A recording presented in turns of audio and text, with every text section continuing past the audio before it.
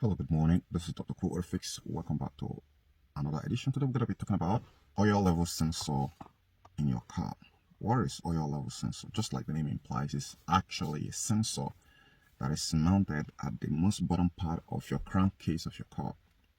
This oil level sensor is engineered to take readings of the oil level that is present inside your crankcase and transmit that data to the ECM. The ECM uses that very data to actuate and control how smooth your car engine is going to run and know when your engine is calling for help and when there is a potential problem relating to oil or lack of lubrication inside the engine, because the level of the oil is imperative to the smooth operation of your engine. And so if the oil drops to some certain level where it's going to be very detrimental to your engine, then the ECM is going to override some certain parameters in order to save your engine from catastrophic failure. The second picture to the oil level sensor is that it has another sensor encapsulated to it, and this is a oil temperature sensor within, which is typically a thermistor with a negative coefficient temperature reading. So this very oil temperature sensor is the reason why the sensor is actually reporting both the oil level as much as the temperature. So now, most of you who are not advanced in dealing with car problems will not see this coming, because most automotive car techs are actually switching into modifying some of the components so that they don't have to attach too many components inside the car, but use one stone to kill two birds. And this is just one of it, just like they do in the mass airflow sensor. So the oil temperature sensor also is there because it is vital. The temperature of the oil is very vital to know the viscosity. The level cannot be able to determine the viscosity, but the temperature, the increase in temperature is going to be a decrease in the viscosity, and the decrease in viscosity is not acceptable in every aspect, because that can be very detrimental, to the engine lubrication. And in as much as the temperature of the oil keep increasing, the lubrication keep decreasing. So that is why the ECM is tasked to using that very sensor to measure the oil level as much as the temperature.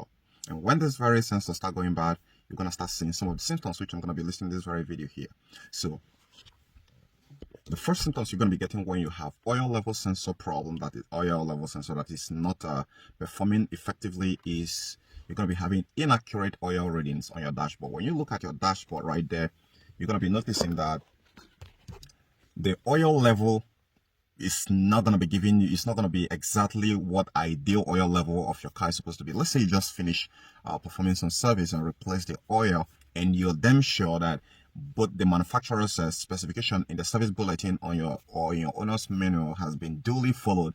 If it says it's about 4 liters or 6 liters, you actually dump 6 liters there after replacing the oil filter, but you're noticing that it's actually telling you that you have a half of what you just dump in there, that you have just about half. Then you know that you have a bad oil level sensor right there that is not reporting the accurate data as it is inside your engine.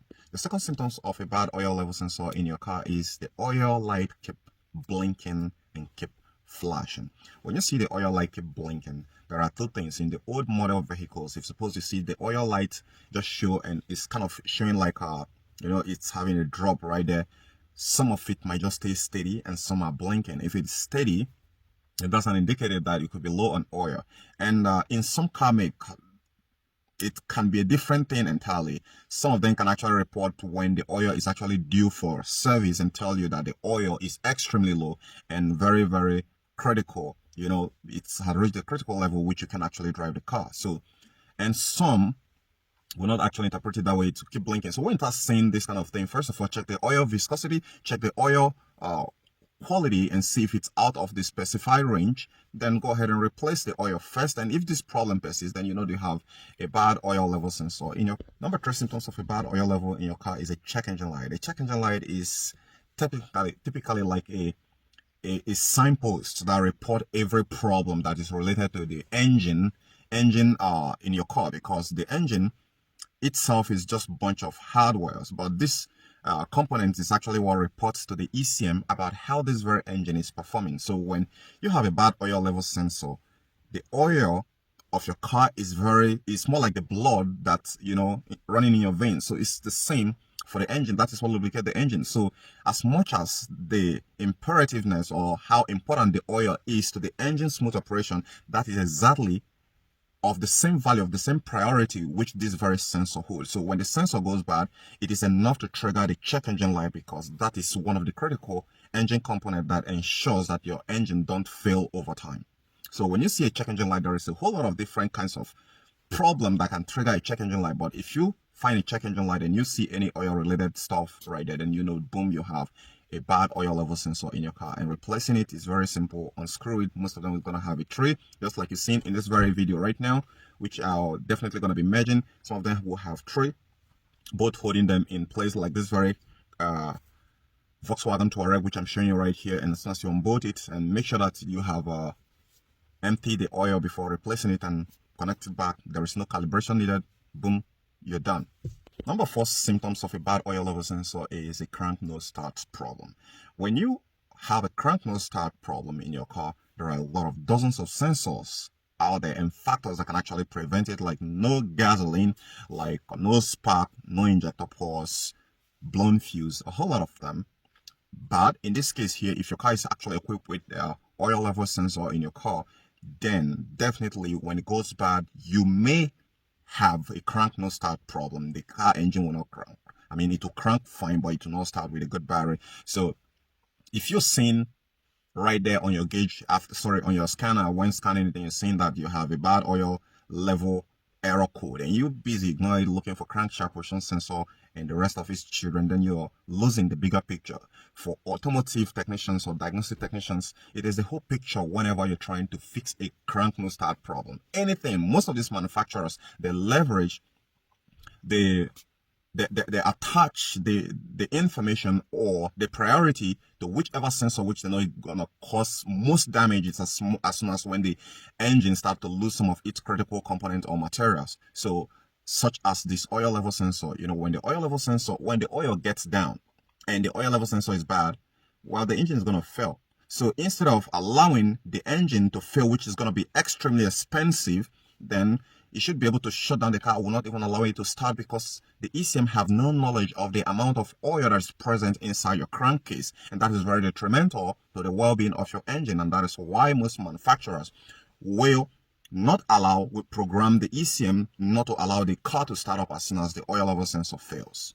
Number 5 symptoms of a bad oil level sensor is that the RPMs of your car might not rise above some certain parameters. This is very common with most Asian models that have oil level sensor.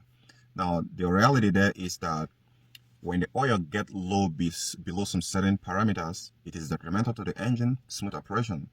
The conrod and the crankshaft can get damaged in just less than 5 minutes of your driving, or even 1 minute of your driving. So when some car makes, like I told you previously, some car might actually allow their own to start, but some car make will not allow their own car to start, and some others will allow their own to start, but they will not allow the car or functions to be completely available, and therefore we limit some settings. And limiting some of the certain features is like limiting the speed of the car, so that if the car is not speeding excessively and is within some certain range, whereby limiting the RPMs, right, to let's say like 1500, which is very common. At 1500 RPMs, let's look at it technically, the way the manufacturer look at it, your car definitely will not be able to go up to 100 miles per hour or even 80 miles per hour at 1500 RPMs. There is no way it's possible. So if your car can be able to get up to that top speed, then there are a whole lot of saving the engine from failure. When it is low, the lubricants that are there, if they are insufficient, can be able to just assist the engine to work to some certain degree. But if it is extremely low, when the engine is fast, no, the poor lubrication is going to create the worst damage you can ever imagine.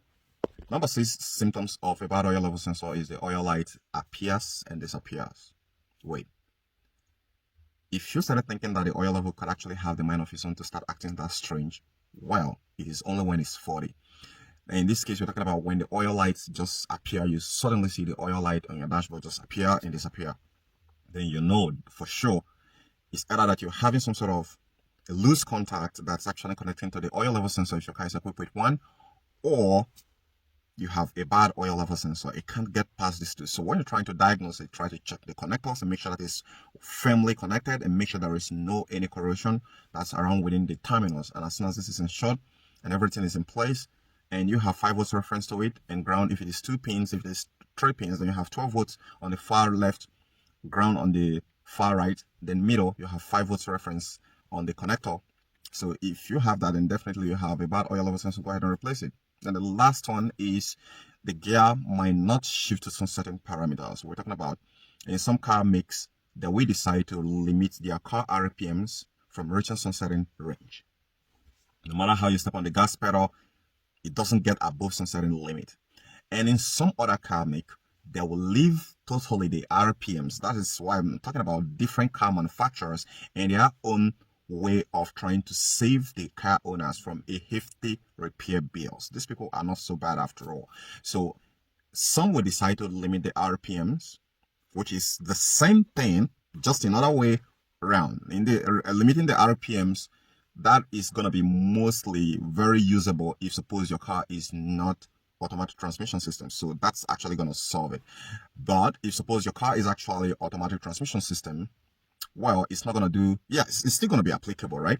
But on limiting the gear from, let's say the car will not go past gear 3, well, there you have it. So in such situation there, if your car doesn't go above 3 speed, then it means it's just going to be just the same level where the damage is just going to be very minimal or no damage at all at the event of oil level sensor failure, which is technically speaking giving a blind eye or a blind visual to the ECM about the activity going on in your crankcase. So as I said at the context of this very video, that's why I decided to give you just 3 minutes lecture about how this very sensor works and what you should expect. And so when the sensor doesn't feed the right data back to the ECM, then the ECM knows there's going to be more bigger picture to look at, which is engine catastrophic failure, and it automatically switch into saving you from such impending cost or outrageous hefty repair bills. Now that you know top 7 symptoms of a failing oil level sensor in your car, give this video a thumbs up, subscribe to my channel. I remain Dr. Cool Auto Fix. I'll see you in my next video. Bye for now. Catch you later.